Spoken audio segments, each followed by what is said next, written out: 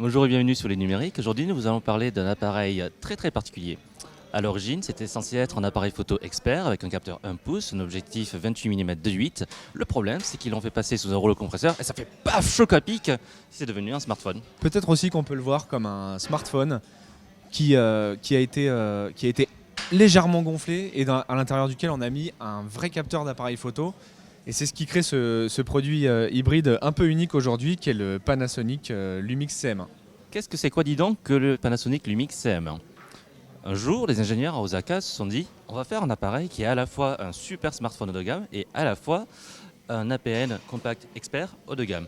Pour ce faire, ils ont pris d'un côté le capteur 1 pouce qui est déjà utilisé sur le Bridge FZ1000 et sur le concurrent Sony Ericsson Mark III, et également le Canon G7X. Ils ont développé spécifiquement un objectif 28 mm 2.8, un petit peu imposant mais finalement pas tant que ça comparé à un compact expert. Ils ont intégré également un processeur Venus Engine pour la partie photo. Par contre, pour la partie smartphone, ils ont pris ce qui se fait de mieux actuellement sur le marché. Et pour ça, je vous laisse Romain. Oui, ce qu'on peut voir, c'est que la plateforme qui est utilisée, c'est ce qu'on trouve aujourd'hui sur tous les smartphones Android haut de gamme. Donc c'est du Snapdragon 801 quad-core avec 2 Go de RAM et un écran 4,7 pouces Full HD. Donc Panasonic dit, pour faire ce qu'il y a de mieux, il suffit de prendre ce qu'il y a de meilleur. Le problème, c'est qu'en vrai, tout ne se passe pas aussi bien. On va par exemple parler de la partie photo. Pour allumer l'appareil, vous appuyez, paf, et vous êtes sur la partie photo. L'ergonomie de l'application dédiée ne perturbera pas les habitués des appareils Lumix. C'est toujours assez complet. Il y a du focus picking, on peut régler à peu près tout, c'est-à-dire l'exposition, la compression, la qualité d'enregistrement, la zone de mise au point. Pour un compact expert, on ne sera pas du tout dépaysé. D'ailleurs, on sera même agréablement surpris parce que ce qui est bien dans le fait que ce soit un smartphone, c'est qu'il intègre une mémoire interne de 16 Go. Le deuxième point qui fera plaisir aux utilisateurs d'APN Expert, c'est qu'il y a une molette autour de l'objectif. Voilà. Globalement, sur le côté photo, le CM1 est assez plaisant à utiliser. Bien sûr, on se rend compte rapidement que c'est une première monture, donc il y a pas mal de petits points à modifier, à perfectionner, des boutons qui sont mal placés et entre autres le fait qu'on a tendance à lancer la vidéo en voulant prendre une photo et vice-versa. Ce que je reprocherais surtout, c'est que le traitement JPEG a été un petit peu bâclé. On sent que la sortie s'est faite de manière précipitée, les images sont un petit peu ternes, le rendu des basses lumières est très grumeleux. On tombe sur ce que faisait Panasonic il y a 2-3 ans, donc c'est assez dommage. Donc, comme le disait Bruno juste avant, le CM1 se classe directement comme le meilleur photophone du marché. Il est largement au-dessus des autres smartphones qu'on peut trouver aujourd'hui en matière de photo. Maintenant, en ce qui concerne l'ergonomie générale du produit, quand on l'aborde du côté smartphone, ce qu'on peut regretter déjà, c'est son épaisseur qui au maximum fait 21 mm. Donc c'est vraiment un gros bloc, une brique. Ce qu'on peut regretter aussi, c'est les finitions. On parle quand même d'un produit qui fait 900 € aujourd'hui, sa sortie. On a des trappes qui sont qu'on trouve un peu légères.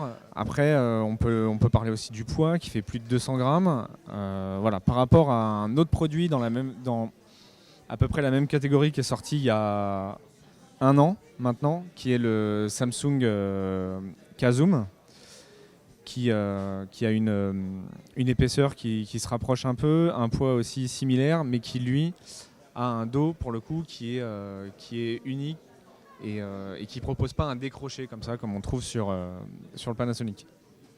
Pour la partie technique côté smartphone, on a une plateforme haut de gamme Snapdragon 801, donc ça tourne nickel, du Android 4.4 pour le coup, sans surcouche. On n'a pas de ralentissement, on n'a pas d'accro. Ça tourne comme une horloge.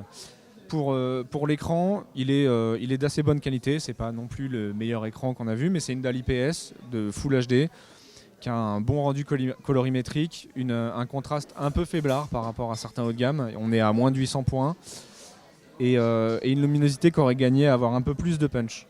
Au final, c'est un produit qui tiendra aisément une journée, voire un peu plus.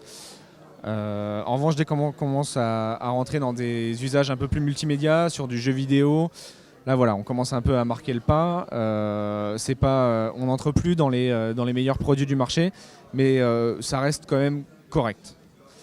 Niveau de l'autonomie APN, si vous ne faites que de la photo, vous arriverez au bout de la batterie à partir de 350-400 photos, ce qui est quand même pas mal du tout. En conclusion, que penser du Lumix CM1 partie photo? On a l'air d'être très méchant comme ça, d'être très critique, d'être très exigeant, mais c'est parce qu'au fond, on l'aime bien. C'est un concept qui était très attendu, qui est intéressant, qui mérite d'être développé. C'est une très bonne nouvelle que Panasonic vienne titiller Samsung et surtout Sony, qui l'année dernière, pour rappel, avait sorti dans l'idée d'un appareil photo, plutôt d'un smartphone qui fait des très très bonnes photos, les modules QX, qui sont quand même autrement moins pratiques que le tout intégré.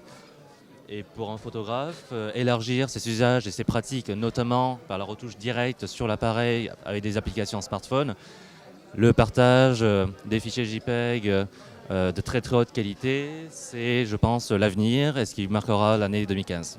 Un peu le même son de cloche sur la partie smartphone. Pour le coup, c'est assez étonnant. On n'attendait pas Panasonic sur ce terrain-là. Et comme le disait Bruno, tant mieux que ce soit eux qui s'y soient mis. Ça va un peu booster les autres marques qui commençaient déjà dans leur réflexion depuis 2 ans sur le haut de gamme à rapprocher les parties photo et smartphone. Le concept est bon, c'est une bonne base.